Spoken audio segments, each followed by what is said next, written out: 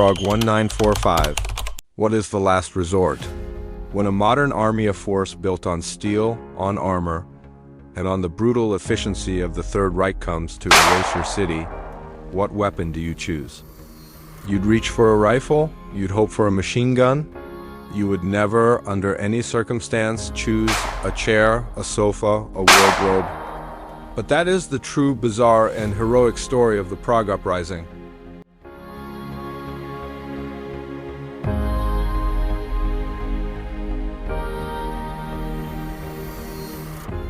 It is May 1945.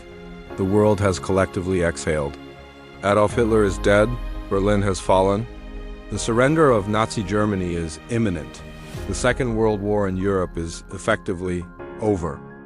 And yet, in the magnificent and seemingly untouched heart of Czechoslovakia, the final, most desperate, and possibly most paradoxical battle of the war is about to erupt.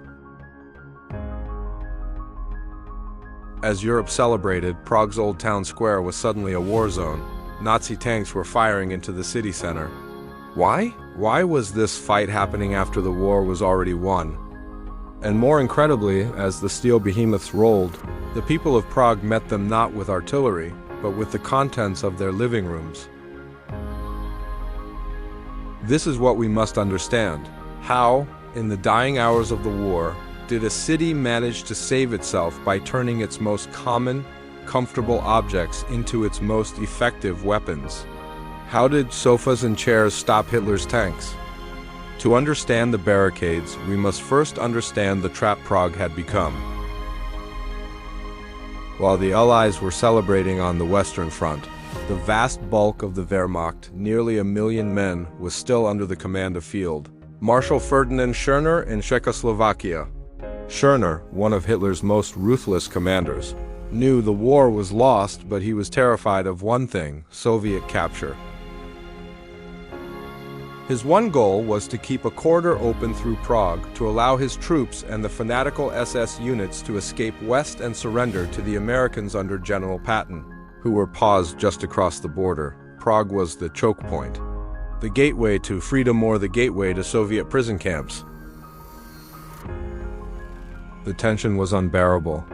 For 6 years, the Czech people had endured brutal occupation. They watched as the SS prepared to make a final scorched earth stand. They knew if the SS consolidated its position, the city they loved could be utterly destroyed in the process. On May 5th, the spark ignited. An attempt by the Czech police to remove a German flag led to the first shots. The radio station, now under Czech control, became the voice of the revolution.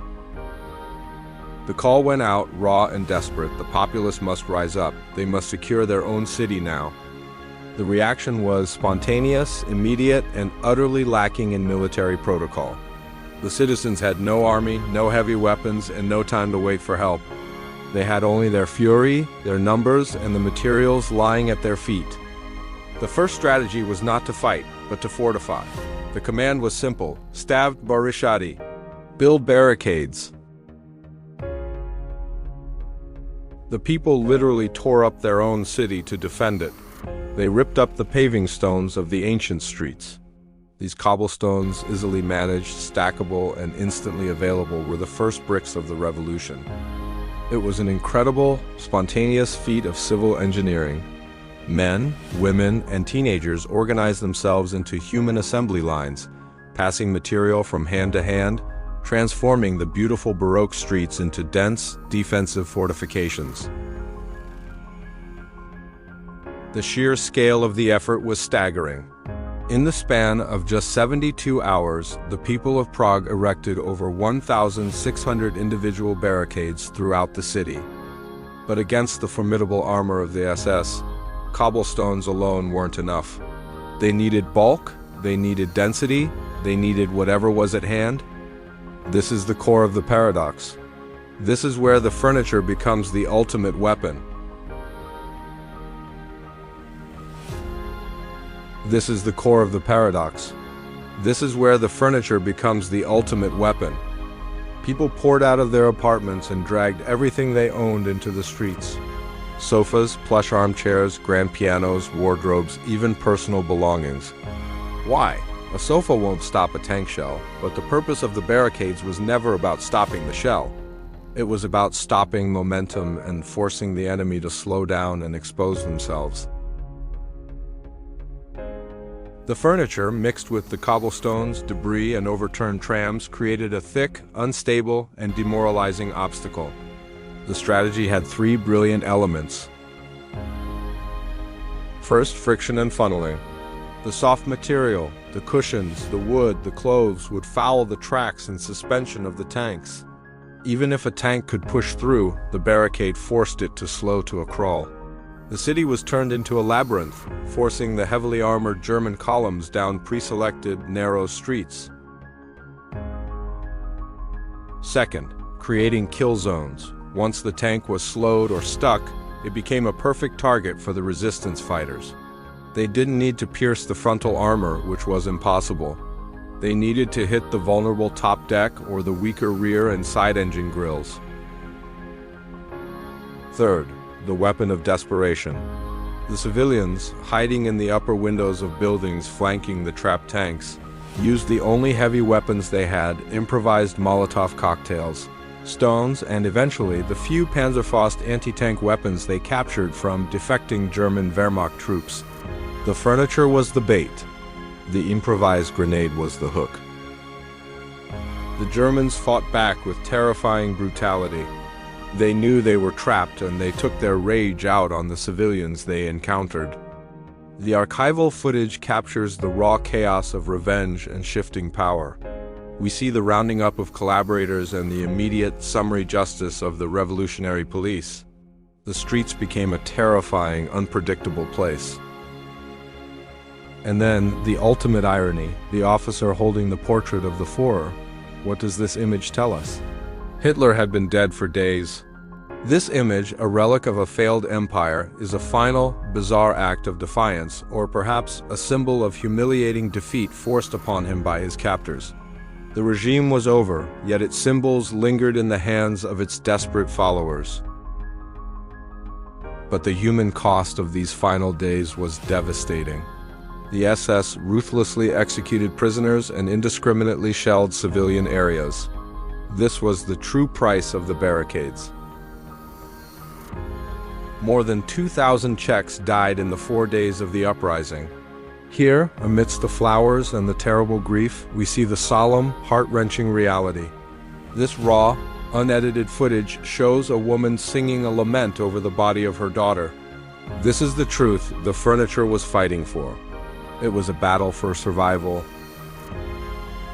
And in the midst of this chaos came an unexpected, strange alliance. The Czechs received temporary help from General Vlasov's Russian Liberation Army, or ROHA. These were Soviet citizens who had defected to fight for the Nazis.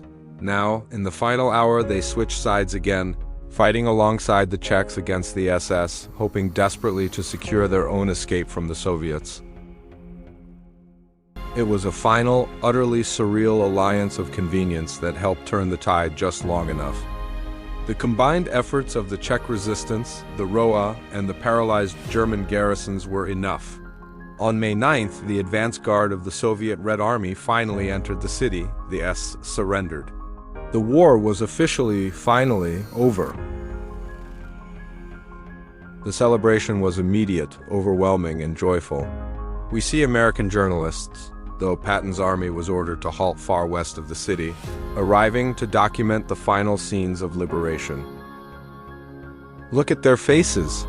The relief, the triumph, the pure, unadulterated joy of men and boys who had just fought and won the most desperate battle of their lives. The cleanup began immediately.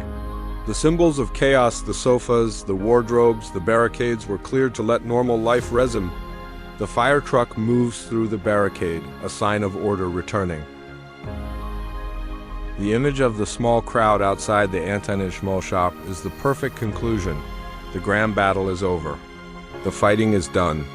Now, people line up for bread, for news, for the quiet return to the everyday life they fought so desperately to protect. The Prague Uprising proved that strength of a nation is not measured in its weapons, but in the ingenuity and the heart of its people. The sofa, the chair, the cobblestone, They didn't destroy the tanks, but they defeated the will of those who drove them. And in doing so, the people of Prague saved their city.